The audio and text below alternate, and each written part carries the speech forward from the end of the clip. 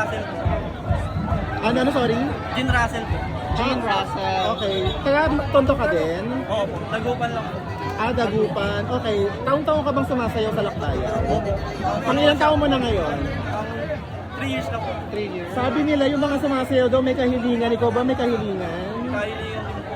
Para sa pamilya ko rin. Para sa pamilya. And then at the same time, panata mo na din siya. Bukod sa pagsasayaw, ano yung pinagkakabalan mo sa buhay? Business po. Business? Ilang taon ka na ba? 24 po. 24, may business ka na. Wow, congratulations. Business minded, napakabata pa, di ba? Would you mind kung anong business, anong klaseng business meron ka? Happy yan po. Coffee shop.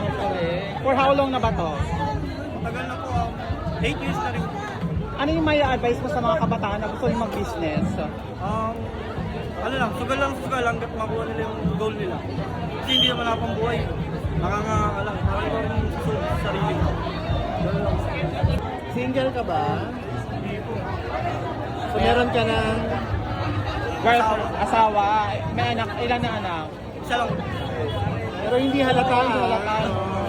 Galing. May ano ka ba? Are you pure Filipino? Opo, pure Filipino. Pure talaga. Taga-Tondo talaga, no? Tondo po, laking tondo po. Alright, thank you. Social media mo? Manarang Jean Russell po. Sa Facebook. Facebook po. Sa Instagram naman po, Russell Manarang. Binaliktad lang po. Ay, siya yung si Russell, yung trending din. Ang galing. It's nice to meet you. We're from Pageant Trend and also The Pageant Plan. and Certified Bay. Thank you po. Thank you.